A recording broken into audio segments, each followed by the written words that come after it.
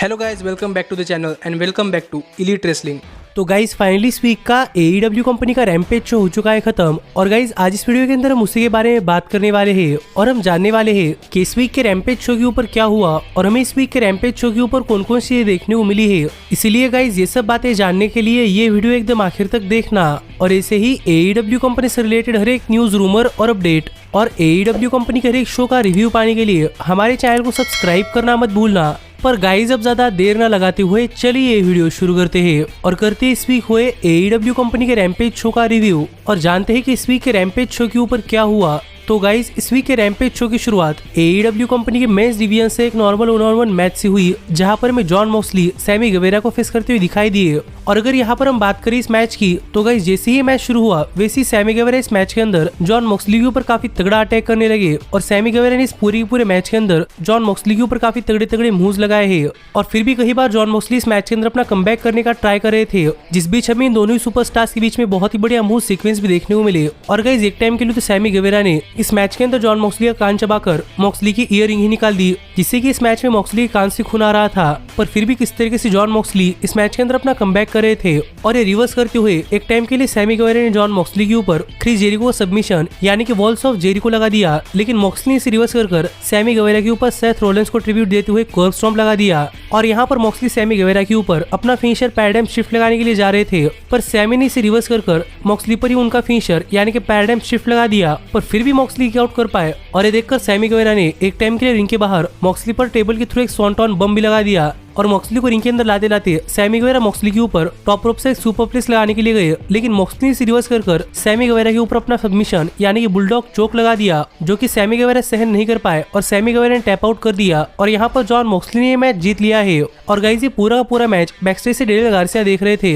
क्योंकि आपको तो पता ही होगा कि क्रिस जेरिको ने डेनियल गार्सिया को सैमी गवेरा को फॉलो करने के लिए कहा है, क्योंकि सैमी गवेरा गार्सिया को सिखा सकते हैं कि अपने मैचेस कैसे जीतते हैं। पर सरप्राइजिंगली यहाँ पर सैमी गवेरा मॉक्सली के खिलाफ अपना मैच हार चुके हैं। तो अब देखना पड़ेगा कि आगे इनके बीच में क्या होता है। लेकिन मॉक्सली ने मैच खत्म करने के बाद यहाँ पर माइक लेकर बातें करते हुए हैंगमैन एडम पेज को कॉल आउट किया और यहाँ पर डार्क ऑर्डर के एवी दोनों हैंगमैन पेज को रोक रहे थे, लेकिन फिर भी हैंगमैन पेज यहाँ पर आ गए और यहाँ पर आकर हैंगमैन पेज ने मॉक्सली पर अटैक करना स्टार्ट कर दिया। और यहीं पर कई सारे सिक्योरिटी गार्ड्स ने आकर हैंगमैन एडम पेज और जॉन मॉक्सली को सेपरेट करना चाहा, लेकिन इसी बीच हैंगमैन एडम पेज ने मॉक्सली को लगाने के बजाय एक्सीडेंटली सिक्योरिटी गार्ड पर अपना फिनिशर बकशॉट लैरिएट लगा दिया और इतने में सिक्योरिटी गार्ड्स मॉक्सली को क्राउड के अंदर रिंग से दूर ले गए, जिससे कि हम समझ सकते हैं कि दोनों फाइनली यहाँ पर सेपरेट हुए हैं। लेकिन अब देखना पड़ेगा कि जब फिर एक बार इन दोनों सुपरस्टार्स के बीच में मैच होता है तो ये मैच कौन जीतता है। पर इसके बाद हमने रैम्पेज शो के ऊपर देखा कि एक बैकस्टेज सेगमेंट के अंदर बात करते हुए सरया कह रही थी कि सरया डॉक्टर ब्रिट बेकर को भुलाकर आगे बढ़ने के लिए तैयार थी, लेकिन डॉक्टर ब्रिट बेकर ने सरया को एक टैग टीम मैच के लिए इन्विटेशन देकर खुद से ही वापस सरया को उनके सामने बुला लिया है। और अब सरया फिर एक बार डॉक्टर ब्रिट बेकर के सामने बैकडाउन नहीं करने वाली और वो और उनकी tag team partner doctor Britt Baker को हराने वाली है, जो बात यहाँ पर सरया ने कही। तो अब देखना पड़ेगा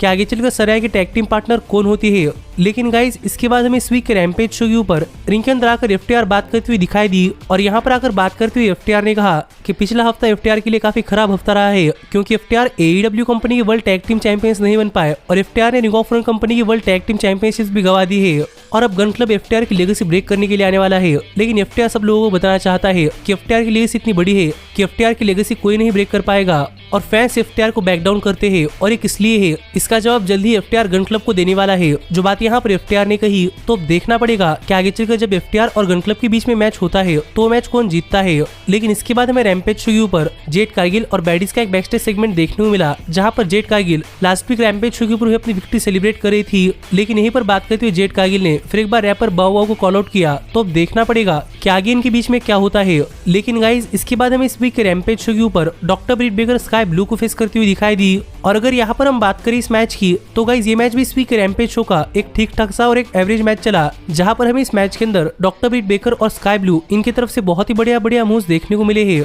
पर इस सब के बाद अगर यहाँ पर हम बात करें इस मैच की विनर की तो गाइज फाइनली इस मैच के आखिर में स्काई ब्लू के ऊपर अपना फिनिशर यानी कर्व स्टॉम्प लगाकर स्काई ब्लू को पिन कर डॉक्टर ब्रिट बेकर ने ये मैच जीत लिया है। पर गाइस ये मैच जीतने के बाद भी डॉक्टर ब्रिट बेकर ने यहाँ पर स्काई ब्लू के ऊपर अपना सबमिशन यानी कि लॉकजॉ लगा दिया और यहाँ पर ब्रिट बेकर को रोकने के लिए हिकारू शीडा आ गई और शीडा ने यहाँ पर आकर रेबल और डॉक्टर ब्रिट बेकर के ऊपर अटैक कर दिया और इनके अंदर जाकर शीरा सीधा जेमी हेटर के सामने खड़ी हो गई। तो अब देखना पड़ेगा कि जब इन दोनों सुपरस्टार्स के बीच में विमेंस वर्ल्ड चैंपियनशिप के लिए मैच होता है तो मैच कितना बढ़िया मैच होता है। पर इसके बाद हमें रैम्पेज शो के ऊपर जिम रॉस डार्क ऑर्डर के प्रेस्टन वांस के साथ एक सिट डाउन इंटरव्यू लेते हुए दिखाई दिए और यहाँ पर जिम रॉस ने डार्क ऑर्डर के प्रेस्टन वांस को पूछा कि वो डार्क ऑर्डर के ऊपर क्यों टर्न हुए हैं और इसका जवाब देते हुए प्रेस्टन वांस ने कहा कि मिस्टर ब्रॉडी प्रेस्टन वांस को डार्क ऑर्डर के अंदर इसलिए लेकर आए थे क्योंकि प्रेस्टन वांस आगे चलकर एक काफी बढ़िया सुपरस्टार बने, पर ब्रॉडी के चले जाने के बाद डार्क ऑर्डर के साथ रहकर प्रेस्टन वांस बढ़िया सुपरस्टार बनने के बजाय उनकी एबिलिटी खो रहे थे और ये बात डार्क ऑर्डर को समझ नहीं आ रही थी बल्कि रूस को समझ आ रही थी। इसलिए प्रेस्टन वांस ने डार्क ऑर्डर को धोखा देकर प्रेस्टन वांस अब रूस के पास चले गए हैं। जो रीजन यहाँ पर प्रेस्टन वांस ने डार्क ऑर्डर के ऊपर टर्न होने का रीजन बताया,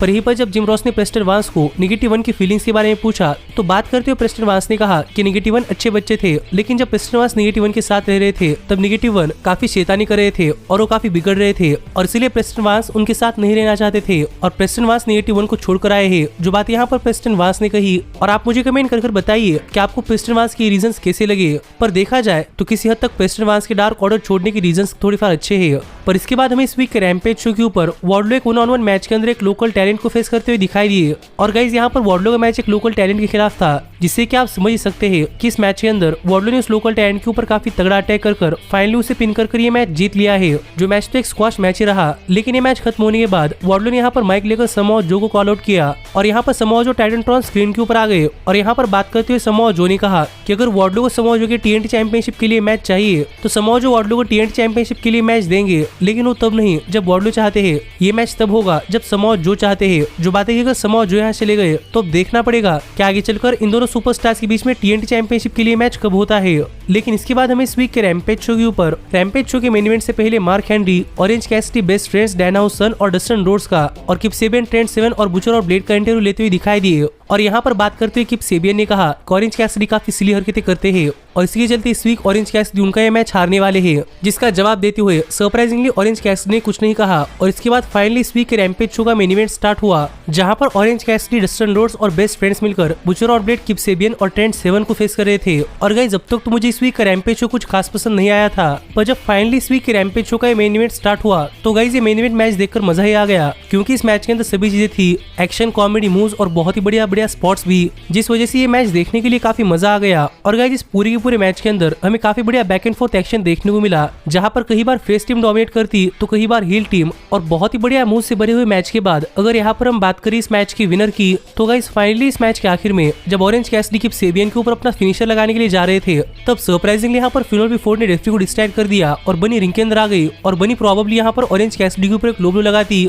पर इससे पहले ऑरेंज कैसिडी नीचे गिरकर ऐसे एक्ट करने लगे कि उन्हें लो ब्लो लग चुका है और ये देखकर बनी काफी सरप्राइज थी। पर जब रेफरी ने पीछे मुड़कर देखा तब रेफरी को ऐसा ही लगा कि बनी ने यहाँ पर ऑरेंज कैसिडी को एक लो ब्लो लगा दिया है और उतने में डैनहाउसन दूसरी साइड से रिंग के अंदर आ गए और वो भी ऑरेंज कैसिडी जैसे एक्टिंग करने लगे, जो देखकर यहाँ पर रेफरी को लगा कि बनी और फिनोल फोर्ड इन दोनों ने ऑरेंज कैसिडी और डैनहाउसन के ऊपर एक लो ब्लो लगा दिया है, इसलिए यहाँ पर रेफरी ने इन दोनों को रिंग साइड से इजेक्ट कर दिया और ये देखकर डैनहाउसन काफी खुश हो रहे थे और डैनहाउसन को ठीक देखकर रेफरी भी यहाँ पर थोड़ा पर सरप्राइज था। पर इतने में ही किप सेबियन ने डैनहाउसन के ऊपर एक लो ब्लो लगा दिया और किप सेबियन ने ऑरेंज कैसिडी के ऊपर अटैक कर ऑरेंज कैसिडी को रिंग के बाहर कर दिया। पर इनके अंदर डस्टिन रोड्स ने आकर किप सेबियन को कॉर्नर के अंदर अननेचुरल किक लगाने के लिए जा रहे थे, लेकिन रेफरी ने डस्टिन रोड्स को रोक लिया और ऑरेंज कैसिडी रिंग के अंदर आकर किप सेबियन के ऊपर अपने सिली किक्स लगा रहे थे, जो देखकर रेफरी फिर एक बार ऑरेंज कैसिडी को पीछे कर रहा था और इतने में डस्टिन रोड्स ने किप सेबियन के ऊपर अननेचुरल किक लगा दी, जो देखकर ट्रेंट सेवन रिंग के अंदर आ गए और कैसिडी ने ट्रेंट सेवन के ऊपर अपना फिनिशर ऑरेंज पंच लगा दिया और डस्टिन रोड्स ने अपना फिनिशर बुलडॉग और ट्रेंट सेवन को पिन कर डस्टिन रोड्स और ऑरेंज कैसिडी और बेस्ट फ्रेंड्स ने ये मैच जीत लिया है। जो मैच सच में इस वीक के रैम्पेज शो का एक बहुत ही बढ़िया मैच रहा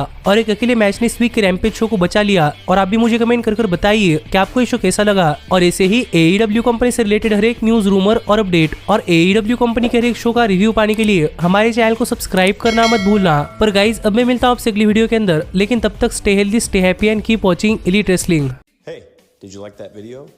Click the screen for more. And where do you think you're going? Check out our official merchandise page and to support the entire cast. And thanks so much for being the elite. The elite, the elite.